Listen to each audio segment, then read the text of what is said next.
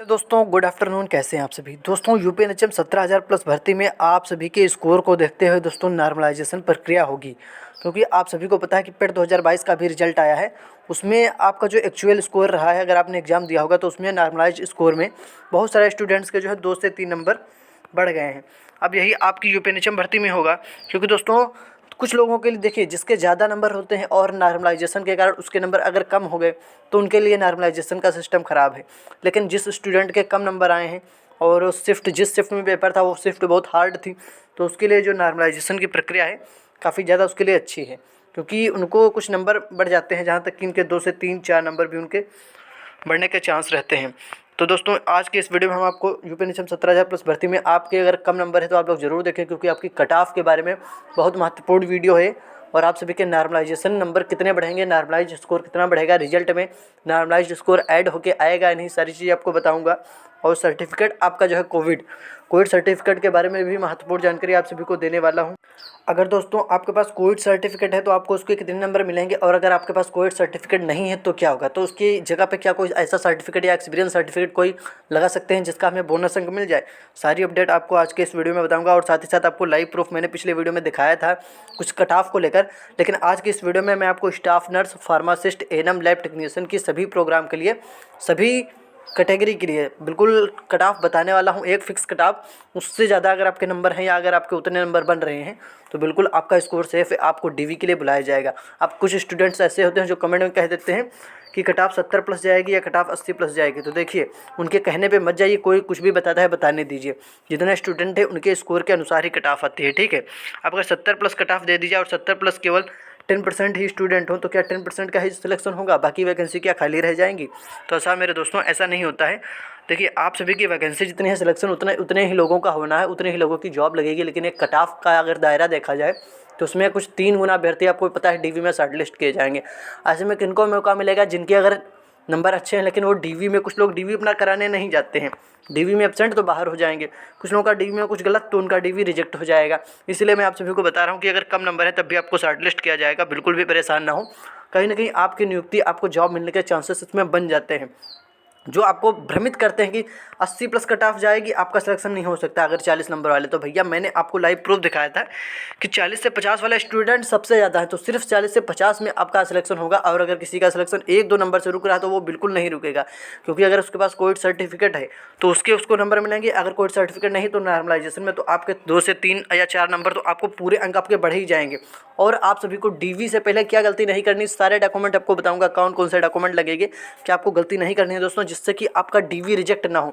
अगर एक बार DV reject हो गया फिर आपको सिर्फ और सिर्फ पछताना पड़ेगा, क्योंकि एएनएम 9212 भर्ती में कुछ लोगों के डॉक्यूमेंट्स गलत थे तो उनको रिजल्ट में प्रोविजनल लिख के आया था, उनका एक बार फिर से डीवी होगा, 2 बार डीवी होगा, फिर उनकी ज्वाइनिंग पता नहीं कब हो। इसलिए जो है आप सभी का प्रोविजनल ना लगे, आप सभी का बिल्कुल फ्रेश डीवी हो जाए, क्लियर हो जाए, और आप सभी की ज्वाइनिंग तुरंत सबके साथ में हो जाए, तो इससे अच्छा कुछ नहीं हो सकता। इसलिए मैं कह रहा हूँ कि डीवी को बिल्कुल आप लोग क्लियर करना है और अपने सारे डॉक्यूमेंट्स को बिल्कुल रेडी रखना है और बिल्कुल तैयार रखना है। जो भी डॉक्यूमेंट्स नहीं वो मैं आपको बताऊंगा कौन कौन से डॉक्यूमेंट्स होने चाहिए।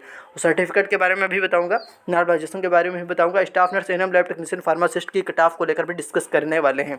आप सभी के लिए बहुत बड़ी खुशखबरी, कट ऑफ जो है कम हो चुकी है। तो चलिए दोस्तों आप सभी को लाइव प्रूफ कट ऑफ दिखाता हूं, और उससे पहले एक रिक्वेस्ट है, अगर आपने अभी तक हमारे यूट्यूब चैनल को सब्सक्राइब नहीं किया तो प्लीज़ दोस्तों सब्सक्राइब कर लीजिए, क्योंकि दोस्तों महत्वपूर्ण जानकारी आपको इस चैनल पर मिलती है। तो आप लोग चैनल को सब्सक्राइब और वीडियो को लाइक जरूर कर दें। देखिए अब आप सभी को क्या करना है, चैनल को सब्सक्राइब तो आप लोग कर लेंगे, ठीक है। अब आप सभी को क्या करना है, सबसे पहले आप लोगों को मैं कुछ दिखाता हूँ।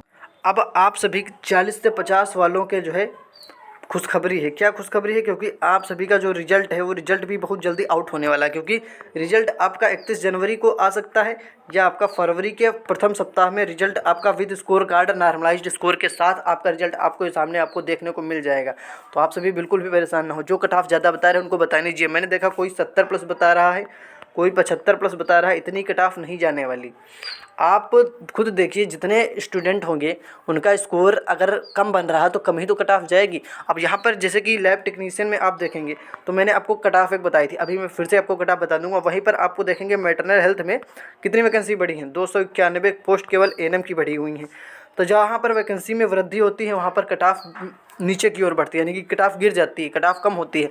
अगर वैकेंसी कम तो कट ऑफ हाई, और वैकेंसी ज़्यादा तो कट ऑफ कम। ये होता है दोस्तों, पूरी बात आप लोग समझने की कोशिश किया करिए। तो देखिए, मैं आप सभी को जो है पहले बताता हूँ कोविड सर्टिफिकेट के बारे में, कि जिसके पास कोविड सर्टिफिकेट नहीं किया उसको उसका भारांक या वेटेज कुछ परसेंट जो 15% मिलता है नहीं मिलेगा। लेकिन सबसे पहले वो लोग समझें जिनके पास कोविड सर्टिफिकेट है। कुछ लोग समझते हैं सर कोविड सर्टिफिकेट कहाँ से मिलेगा? जहाँ पर आप कोविड के समय आपने ड्यूटी की है या ट्रेनिंग की है, वहाँ से आपको सर्टिफिकेट मिलता है, और उस पर QR कोड जो है होना चाहिए। ठीक है दोस्तों, अब देखिए आप सभी लोग, अगर किसी के पास 6 मंथ का है कोविड सर्टिफिकेट, तो उनको 5% नंबर मिलेंगे। 5% नंबर आप समझते हैं 100 का 5%, यानी कि 5 अंक का उनको सीधे सीधे पूरा फ़ायदा होने वाला है। अगर आपके पास 1 साल का पूरा है क्या कोविड सर्टिफिकेट, तो आपको पूरा 10% आउट ऑफ 100 का फ़ायदा होने वाला है। इसका मतलब आप समझते हैं पूरे 10 नंबर पूरे बढ़ जाएंगे, तो भैया सिलेक्शन बिल्कुल पक्का है अगर आपके पास कोविड सर्टिफिकेट है। और किसी के पास, बहुत सारे लोग ऐसे हैं जिनके पास, देखिए 6 महीने का तो सबके पास होता है, किसी के पास 1 ईयर 6 मंथ, इसका मतलब आप समझते हैं 1.5 साल। अगर 1.5 साल का आपके पास है एक्सपीरियंस, तो आपको 15% का वेटेज मिलेगा। ये मैं बात ऐसे ही नहीं बता रहा हूँ, आपके नोटिफिकेशन में लिखा हुआ, आप चाहे तो देख सकते हैं। 15% का वेटेज आपको मिलने वाला है, यानी कि 100 का 15%, 15 मार्क्स आपको पूरे फुल मिलने वाले हैं। अब ऐसे में क्या होगा, अगर आपके पास सर्टिफिकेट है तो आपको नंबर मिल जाएंगे। अब आपके मन में एक जो क्वेश्चन चल रहा होगा, क्या सर, जैसे कि किसी के ज़्यादा नंबर है, मान लीजिए किसी के नंबर हैं 45 और किसी के नंबर हैं 40, और 40 वाले के पास कोविड सर्टिफिकेट है, तो उनको 5 नंबर मिल जाएंगे, इनके 45 हो जाएंगे, इनके भी 45 हो जाएंगे। तो सिलेक्शन किसका होगा यहाँ पर? तो सिलेक्शन किसका होगा, आपके मन में ये डाउट चल रहा होगा। तो देखिए, पहले सिलेक्शन मिलेगा किसको? जिसका एक्चुअल स्कोर ज़्यादा होगा, जिसका जो है एक्चुअल स्कोर ज़्यादा होगा, उनको सिलेक्शन पहले मिलेगा, आपको उसके बाद रखा जाएगा। फिर DV देखा जाएगा। DV में अगर कोई भी मिस्टेक पाई गई, तो अगर छोटी मोटी मिस्टेक होगी तो एफिडेविट लगा के आप उसको सही कर सकते हैं। अगर कोई बड़ी मिस्टेक हुई तो फिर आपको बाहर कर दिया जाएगा, यानी कि DV रिजेक्ट कर दिया जाएगा। अब इसमें दूसरे स्टूडेंट को जो है मौका मिल जाएगा, यानी कि 3 गुना जो अभ्यर्थी बुलाए जाएंगे, तो ऐसे में सभी को तो मौका मिलेगा नहीं। कुछ लोग DV में एब्सेंट हो जाएंगे, DV भी नहीं कराने जाएंगे। तो आप सभी को करना क्या है, देखिए ये तो आपका हो गया जिनके पास है। अब जिनके पास कोविड सर्टिफिकेट नहीं है उनको क्या करना है, देखिए आप सभी के लिए एक प्रक्रिया है नॉर्मलाइजेशन। अब नॉर्मलाइजेशन कुछ लोगों के लिए तो बहुत ख़राब है, क्योंकि कुछ लोगों के नंबर भी इसमें कम हो जाते हैं, लेकिन जिनके कम नंबर आते हैं उनके लिए इसमें बहुत बड़ा जो है उनका लाभ मिल जाता है, कि हाँ एक प्रकार से उनको जो है सिलेक्शन के चांस उनके बन जाते हैं। क्योंकि नॉर्मलाइजेशन हुआ, जैसे कि मैंने आपको पहले भी बताया था, आप सभी को मैं पूरी बात समझाने का प्रयास करता हूँ। आपका एग्ज़ाम हुआ, ठीक है, आपका एग्ज़ाम हुआ, एक शिफ्ट में आपका एग्ज़ाम ईजी आया, एक शिफ्ट में आपका एग्ज़ाम हार्ड आया। अब ऐसे में कुछ स्टूडेंट्स ये पूछते हैं सर पता कैसे चलेगा कौन सी शिफ्ट ईजी है कौन सी शिफ्ट हार्ड है? तो देखिए वो होता है क्वेश्चन के लेवल पर। कहीं कहीं क्वेश्चन पेपर का जो लेवल होता है वो बिल्कुल आसान आ जाता है, ठीक है, और कहीं कहीं बहुत टफ पेपर आ जाता है। तो इसीलिए जो है ईजी में जब पेपर ईजी होगा तो लोगों के नंबर ज़्यादा होंगे, और अगर पेपर कठिन होगा तो लोगों के नंबर कम होंगे। अब ऐसे में क्या होगा, जिनके हार्ड शिफ्ट होगी उनके कुछ नंबर बढ़ाए जाते हैं इनके ईजी वालों को स्कोर देखते हुए। कभी कभी इनके कम हो जाते हैं नंबर, कभी कभी कम नहीं होते हैं, तो हार्ड वालों के नंबर जो है बढ़ा दिया जाता है। जो हार्ड शिफ्ट होती है उसके नंबर एक एवरेज इनका स्कोर देख के, जैसे कि एक एवरेज स्कोर देखा जाएगा, अगर इनके 50 बन रहे हैं, इनके 40 बन रहे हैं, तो इनके में कुछ बढ़ोतरी 42 से 43 तक इनका स्कोर कर दिया जाता है। अब ऐसे में आप ये पूछेंगे अगर सबका ऐसे ही स्कोर बढ़ जाए तो फिर सबका सिलेक्शन हो जाएगा? जी नहीं, ऐसा बिल्कुल नहीं होता है। देखिए मैं बता दूं, सभी स्टूडेंट्स के लिए जो है पेपर आसान या कठिन नहीं होता, क्योंकि जिनको आता है उनके लिए पेपर आसान होता है, जिनको कुछ नहीं आता है उनके लिए पेपर बहुत कठिन होता है। लेकिन एक पेपर का लेवल होता है, एक पेपर का क्वेश्चन देखा जाता है, पेपर लेवल का इजी टू मॉडरेट था, पेपर ज़्यादा टफ नहीं था, तो आपको नॉर्मलाइजेशन में 2 से 3 नंबर का फ़ायदा हो सकता है, ज़्यादा नहीं लेकिन 2 से 3 नंबर का फ़ायदा हो सकता है।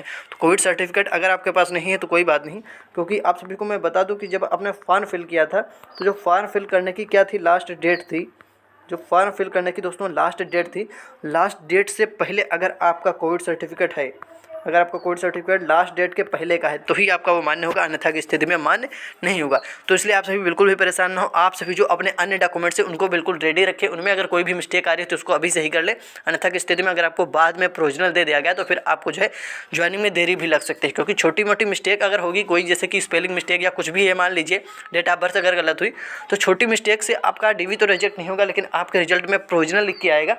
फिर प्रोविजनल के लिए आप जो है बहुत ज़्यादा इंतजार करेंगे, महीना 2 महीना आपको इंतजार करना पड़ेगा, उसके बाद फाइनल आपकी ज्वाइनिंग होगी। लेकिन जिनका सब कुछ क्लियर हो जाएगा, जिनकी बिल्कुल DV क्लियर हो जाएगा बिल्कुल फ्रेश, तो उनकी ज्वाइनिंग जो है फर्स्ट लिस्ट में करा दी जाएगी। तो अगर आप लोग चाहते हैं कि आपकी ज्वाइनिंग प्रथम लिस्ट में हो, अगर आप लोग चाहते हैं कि फर्स्ट लिस्ट में आपकी यानी कि प्रथम सूची में आपका नाम हो, और आपकी ज्वाइनिंग हो जाए। तो आप सभी को क्या करना है, आप सभी को जो है अपने डीवी के मतलब जितने भी आपके डॉक्यूमेंट्स लगते हैं उनको बिल्कुल रेडी रखना। चलिए एक बार मैं आपको बता देता हूँ कौन कौन से डॉक्यूमेंट्स लगते हैं। कट ऑफ को मैंने पिछले वीडियो में बता रखा है, आप लोग यहाँ पे ये देख लीजिए डीवी के लिए कौन कौन से डॉक्यूमेंट लगेंगे। आपके पास जो है 10th की आपकी मार्कशीट होगी, ठीक है, और 10th की मार्कशीट के बाद 12th की मार्कशीट, और उसके बाद आपका होता है ग्रेजुएशन अगर आपने कर रखा है या अगर आपने डिप्लोमा कर रखा है, ठीक है। तो ग्रेजुएशन या डिप्लोमा आपके पास होना चाहिए। अब अगर किसी के पास नहीं तो अपने कॉलेज से कांटेक्ट करके मतलब पूछ सकते हैं कि कैसे मिलेगा। और आपके पास करेक्टर सर्टिफिकेट भी होना चाहिए, ठीक है। और साथ ही साथ आपके पास अगर EWS सर्टिफिकेट है, जो EWS वाले हैं, तो भी आपका चलेगा। और कास्ट सर्टिफिकेट और जाति प्रमाण पत्र और निवास प्रमाण पत्र भी आपके पास होना चाहिए। और साथ ही साथ अगर कोविड सर्टिफिकेट है तब बहुत अच्छा, अगर आपके पास कोई भी एक्सपीरियंस सर्टिफिकेट है तो वो भी आपका चल जाएगा। यानी कि डीवी अगर आप क्लियर कर ले गए, अगर आप डीवी क्लियर कर ले गए तो आपके सिलेक्शन के चांस कम बन जाएंगे। क्योंकि बहुत सारे स्टूडेंट ऐसे होते हैं जिनका जो है नंबर तो ज़्यादा होते हैं लेकिन उनका सिलेक्शन रुक जाता है, क्योंकि कहीं ना कहीं वो लोग डीवी में ध्यान नहीं देते हैं और उनके बस नंबर ज़्यादा होते हैं, बस इसी की खुशी में वो लोग अपने डॉक्यूमेंट्स को सही नहीं कराते हैं, ध्यान नहीं देते हैं। उनका डॉक्यूमेंट्स जब वेरीफाई किया जाता है तो उनका डीवी क्या होता है, रिजेक्ट हो जाता है और वो लोग बाहर कर दिए जाते हैं। ऐसे में जिनके कम नंबर होंगे उनको मौका मिल जाएगा अगर उनके सारे डॉक्यूमेंट्स सही हैं। तो आप लोग एक बार मैचिंग कर लीजिए कि 10th की मार्कशीट जो आपका है, 10th की जो आपकी मार्कशीट है और जो आपका आईडी फ़ोटो भी वहाँ पे आपके पास होना चाहिए। जो आपकी आईडी आधार कार्ड दोनों में एक चीज़ सेम होनी चाहिए, वो है आपकी डेट ऑफ बर्थ। सबसे ज़्यादा आप जब एग्ज़ाम देने गए होंगे, अगर आपने ऑनलाइन एग्ज़ाम ये वाला दिया होगा, ऑनलाइन एग्ज़ाम भी होता है, तो ऑनलाइन एग्ज़ाम में सबसे ज़्यादा आपकी आईडी जब ली जाती है तो उसमें मेन चीज़ चेक की जाती है आपकी डेट ऑफ बर्थ, ठीक है। तो आपके 10th की मार्कशीट में जो है आपका डेट ऑफ बर्थ, वही आपके आधार कार्ड में भी डेट ऑफ बर्थ होना चाहिए। तो आप लोग उसको एक बार मैच कर लीजिए, नेम में भी मैच कर लीजिए। अगर कोई छोटी सी मिस्टेक आ रही है या नेम सर नेम में अगर कोई मिस्टेक आ रही है तो उसके लिए आप बिल्कुल भी परेशान ना हो। अपना डाउट आप कमेंट में पूछें। बाकी मैं आपको बता दूं, अगर नेम में छोटी मोटी मिस्टेक आ रही है तो उसको आपको है बिल्कुल परेशान नहीं होना है। डीवी से कुछ दिन पहले जब आपका रिजल्ट आ जाए तो डीवी से कुछ दिन पहले आप लोग एफिडेविट बनवा लेना। एफिडेविट वहाँ पर आप डीवी जब होगा वहाँ पर आप लेके जाएंगे, उसको लगा देंगे, वो आपका मान हो जाएगा, कोई भी प्रॉब्लम नहीं होने वाली है। लेकिन अगर आपका कोई बड़ी मिस्टेक आ रही है तो आपका फिर डीवी रिजेक्ट हो सकता है। तो आप लोग डीवी रिजेक्ट ना हो इसलिए अपने डॉक्यूमेंट्स पहले से बिल्कुल रेडी रखें। और हमारे द्वारा जो भी कुछ जानकारी होगी वो मैं आप सभी को समय समय पर देता रहूँगा। बाकी कट ऑफ को लेकर मैं पिछली बार कल वीडियो बना चुका हूँ, आज शाम तक मैं कट ऑफ को लेकर एक बार आपको फिर से अपडेट कर दूँगा। बाकी सभी लोगों का जो है सिलेक्शन कैसे होगा, नंबर अगर आपके अच्छे हैं और आपका डीवी में सब कुछ सही तभी आपका सिलेक्शन होगा। बाकी मैंने आपको पूरी प्रोसेस समझा दी। आपका कोई डाउट है तो कमेंट करके पूछें और आप लोग हमें कमेंट करके ये बताएं कि आपके पास कोविड सर्टिफिकेट है या नहीं। जी हाँ दोस्तों, आप लोग हमें कमेंट में बताएंगे आपके पास कोविड सर्टिफिकेट है या नहीं। अगर है तो कितने मंथ का है, 6 महीने का है, 1 साल का है या 1.5 साल का, कितने महीने का आपके पास कोविड सर्टिफिकेट है। और आप लोग ये ज़रूर बताएंगे कि डीवी में आपके पास सारे डॉक्यूमेंट्स क्लियर हैं, नहीं कहीं पर कोई गलती तो नहीं है। और दोस्तों आपका कोई डाउट है तो आप कमेंट करके पूछ सकते हैं। आपको मिलेंगे हम अगले वीडियो में बिल्कुल कट ऑफ की सटीक जानकारी लेकर, पूरा और एनालिसिस चल रहा है तो आपको मिलेंगे शाम तक, ठीक है दोस्तों। तो आप सभी चैनल को सब्सक्राइब कर लें, वीडियो को लाइक कर दें। धन्यवाद।